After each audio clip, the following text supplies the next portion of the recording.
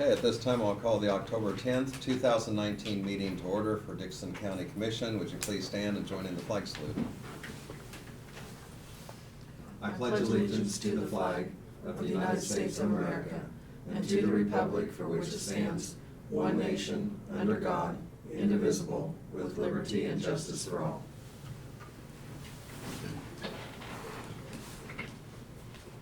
We do have one item to add to the agenda, and that is a proclamation for DVAC. And I would move that we approve the amended agenda. I'll second it.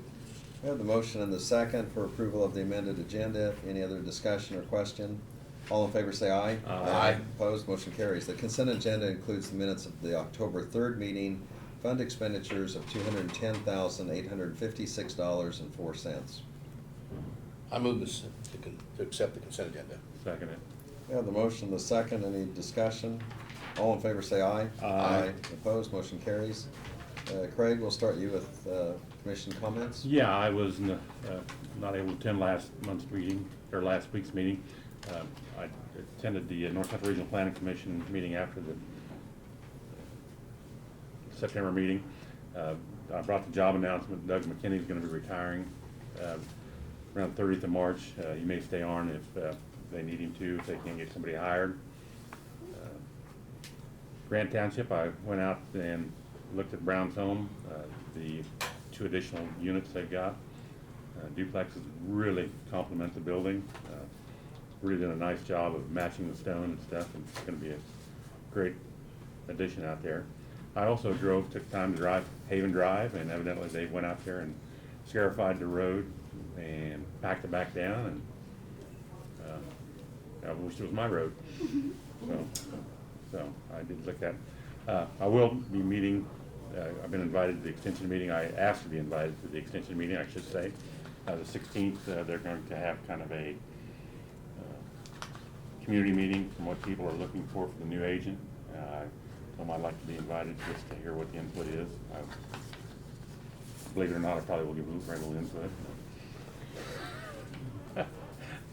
But it's kind of like I told them, explained before, it's with Brad, relay to, is kind of when you hire a school board member, you hire a teacher, you don't usually never sit on them, but when you hire a football coach, the whole board acts as the committee. That's all I have, Lynn. Okay. On the Thursday meeting for Dixon County Economic Development, are you able to? Yes, attend that? I'm sorry, I didn't, yeah, I'll be Okay. attending that tonight too. And Craig and I kind of serve as alternates on that, or he's an alternate when I can't be there, so that's going to be the monthly meeting on Thursday that he'll attend. Tonight, actually, yes, it is tonight. Just me attending, so we don't have to put it on. Okay. Yeah. Okay, Ron? Did have the opportunity to spend a little time in Navarre last Saturday to the Lions Club dinner, schnitzel dinner. They had a good turnout. The place is pretty packed, and really appreciate them working hard for the community to raise funds.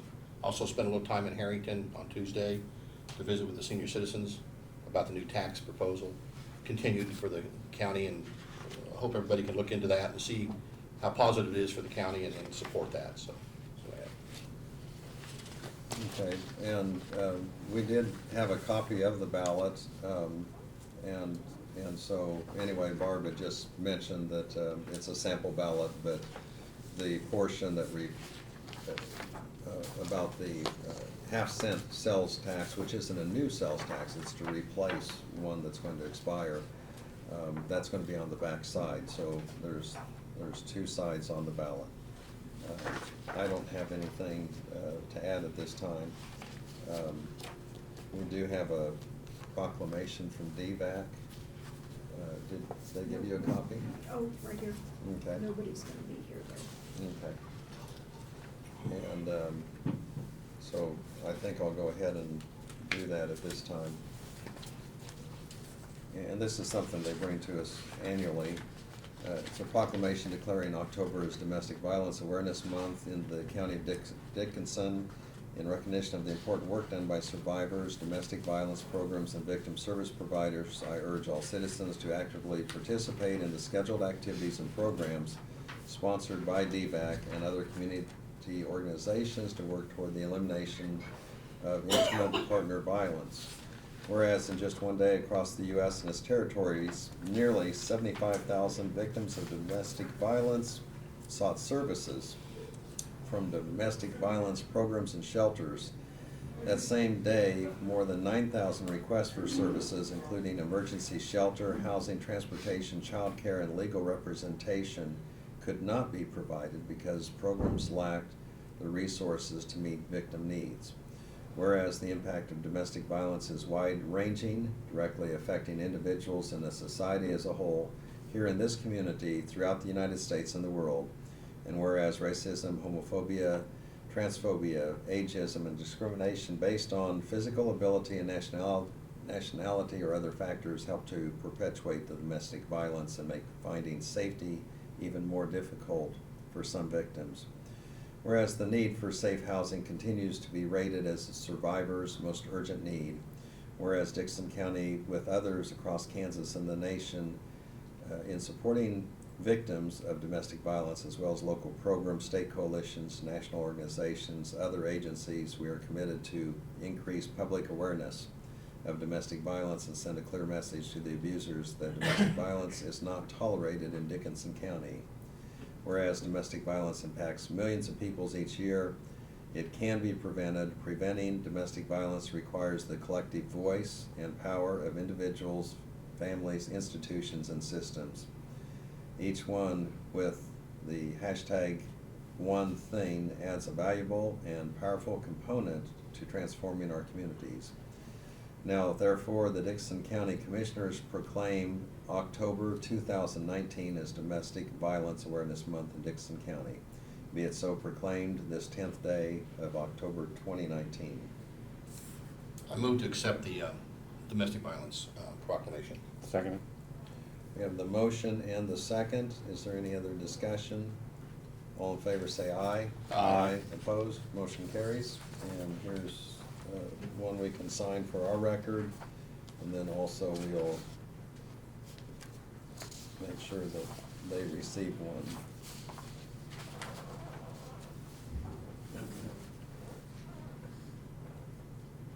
I think at this time, Janelle is joining us today, and I'll go ahead and have her make some comments.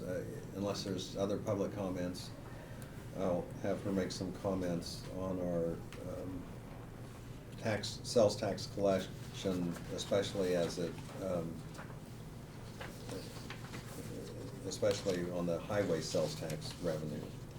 And so if you want to make just a few brief comments, I'd appreciate it. Good morning. Just a spreadsheet that you received showing the revenue for sales tax over the past, well, since 2015. The first year if you recall, it started in April of 2015, and we've received $698,000, and it has gone up steadily each year, 1.14, 1.712, and this year I'm projecting for 2019 we're at $892,000. I'm projecting we're gonna be about the 1.2. So to date, for highway, road, and bridge sales tax alone, we've collected $5.1 million. Now, we have done projects over those 5 years of $5.5 million, and some of those include the Union Road or Lions Creek Bridge at $560,000, the Eden Road or Sand Springs Bridge at $770,000. We've also done safety and pavement markings and shoulderings at almost $250,000. And then pavement, we've overlaid 43 miles of pavement at an estimated cost of just shy of $89,000 per mile. That equated to $3.8 million. So we've spent quite a bit of money on projects. And if you recall, the southern part, I've given you a map, the southern part of the county down on Deer Road from about 600 and Key and Oat, and then also on 500 Avenue. That was about $1.6 million of that project, and we just completed those this year. Brad, correct me if I have my dates wrong, please. Old 40, we also overlaid and did shoulder work, and we started those in 16 and finished them up in 17, and 2200 Avenue. And that was a major project, those roads, and then, like I said, the 2 bridges. So we've been fiscally responsible with the dollars that we've received and continue to look at different projects coming up. So we hope that the citizens get out and vote. Let me ask you the worst case scenario, if the sales tax would fail, the bridge on Fair Road, that would come out of Martin's budget, so it'd be just less work we'd have to do. 'Cause that's, Exactly. we're hoping to be able to pay for that out of sales tax. Right, we're estimating that Yeah. at $1 million, Yeah. and so Martin's budget for road materials is 1.5, his budget for bridge work is 575,000, so we would have to allocate those funds a little bit differently to pay for that, so we would defer maintenance on different projects throughout the county, so. And we did not anticipate that bridge having a problem this quickly or right now. I mean, we knew Exactly. eventually, but. Yeah. There's a 6-foot by 4-foot hole that we've got covered up that we're gonna have to repair, so. Janelle, if we just wait and see if the prices go down on the product, would we be better off? Prices have not gone down. Oh. In the 5 years that we've had this, the prices have steadily increased. I mean, we're looking at anywhere from about 10% up to 40% on your rock, on your oil, on your sand, on salt for the road maintenance through the winter months. So, I mean, it's across the board increases. So it's pretty important to get it done. Yes.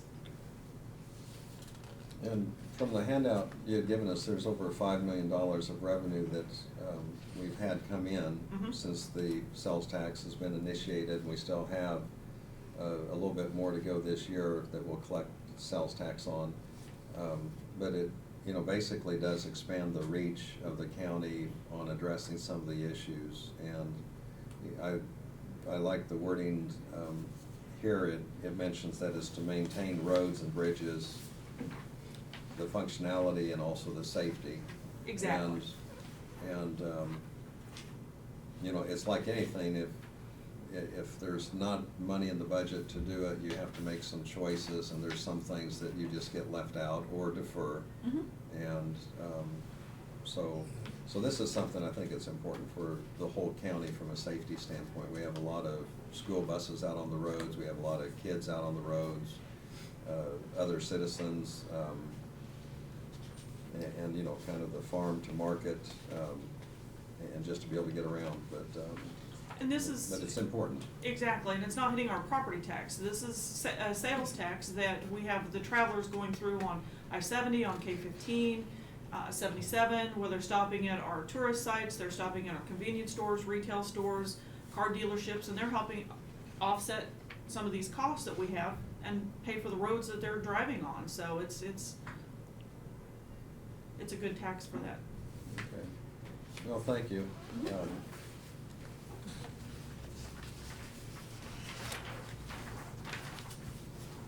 Okay.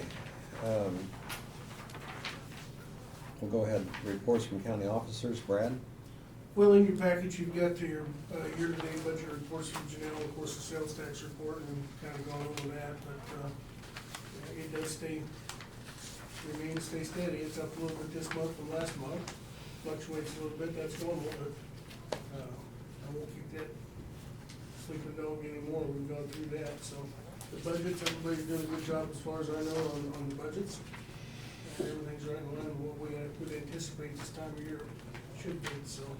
We did purchase diesel fuel earlier this week, on Monday from Robson's at $2.42 a gallon, so we made pretty good on that. Let's talk jail for a little bit. We did, Monday, we got the power switched over, that was a big event.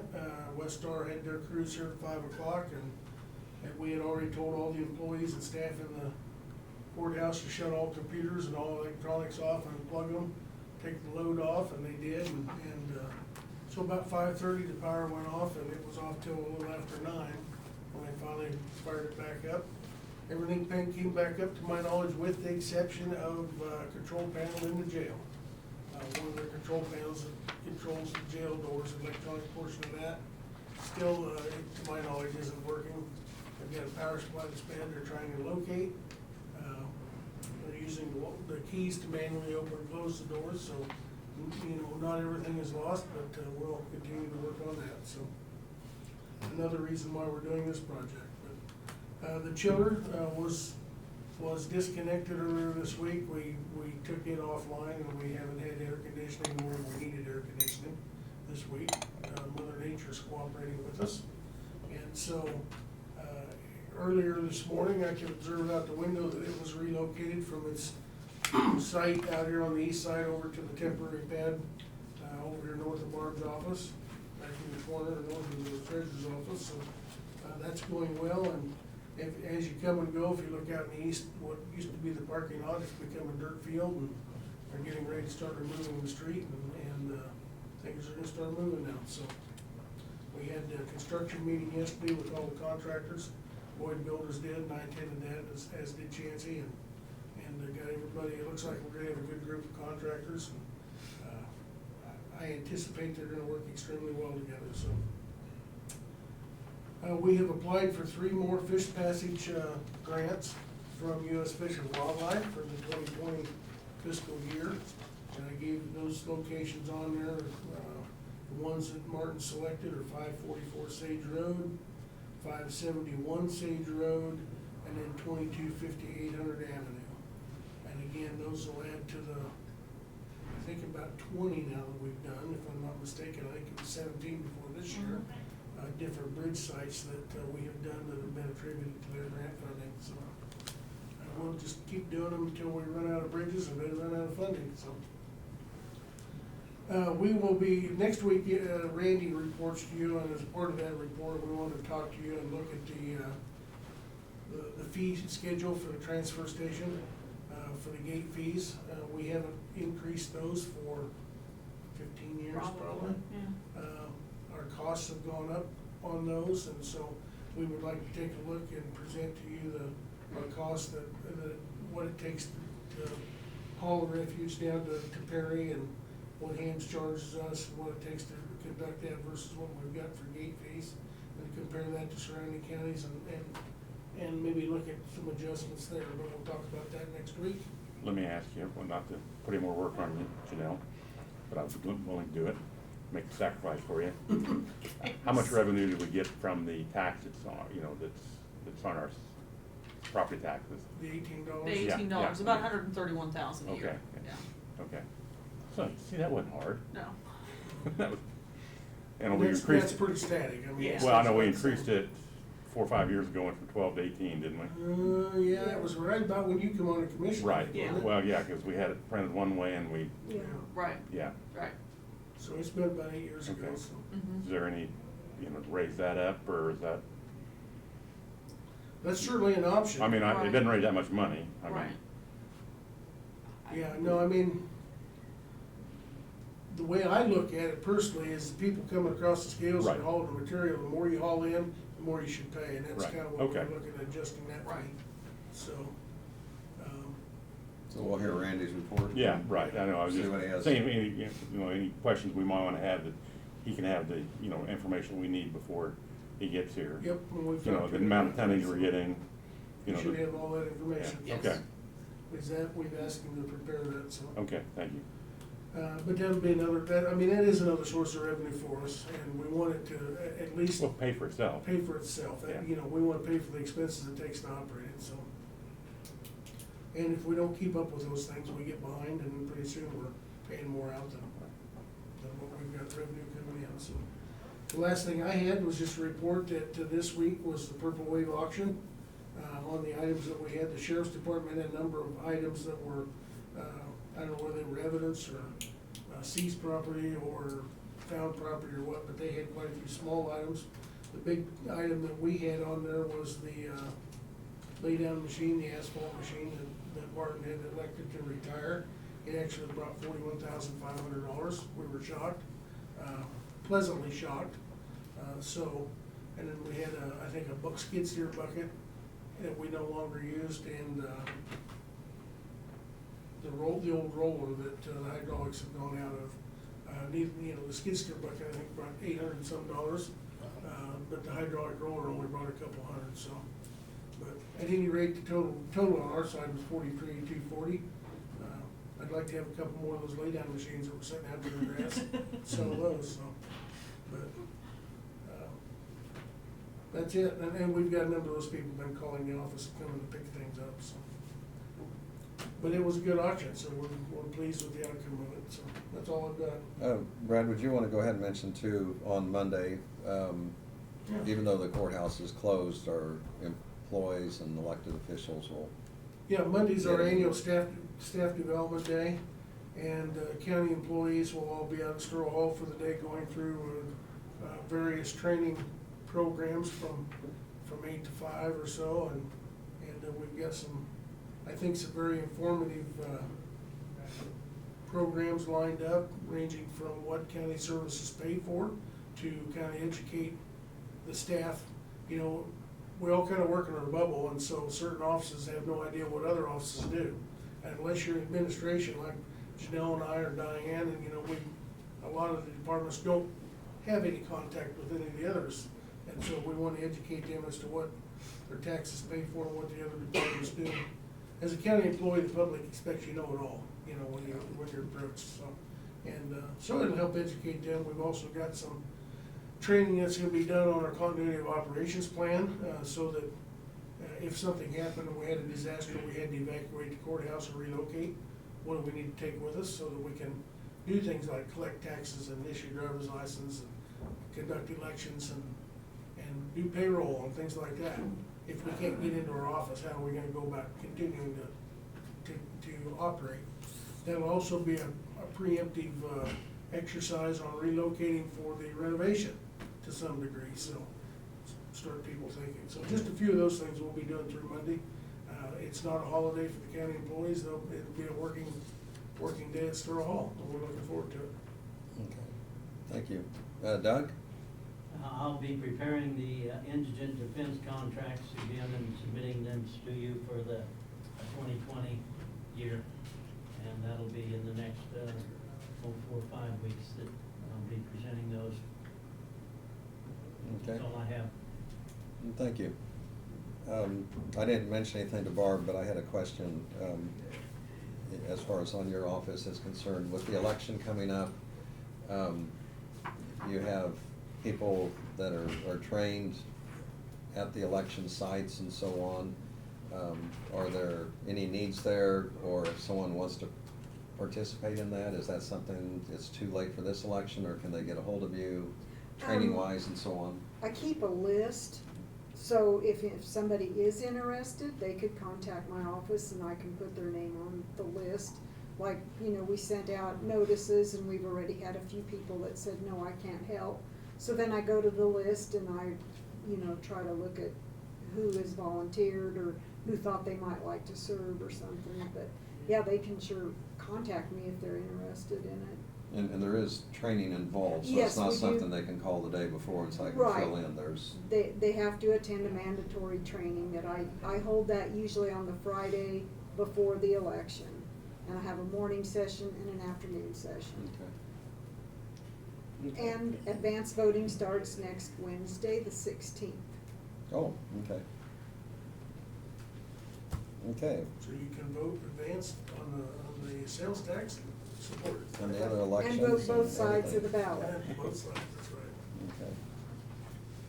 Okay, notices, communications, we have our newspaper from the County News, and I noticed in there, they feature various counties throughout the United States, and Leavenworth County, where Fort Leavenworth is the one that's featured in the newspaper today. We also have a magazine that we received, and that is from Government Technology, and it's just kind of an update of some information. And then, as Craig mentioned earlier, we also received notice of the application process for North Central Kansas Planning, and so that is something that is not only just area search, but statewide and beyond that, if someone's interested in that position. And I think that's all we had. Anything else that anyone else would have had that I did not receive? Okay, there's no resolutions, no unfinished business or other business. Is there a motion to adjourn? So moved. Seconded. Have the motion and second for adjournment. All in favor say aye. Aye. Aye, opposed, motion carries, we're adjourned.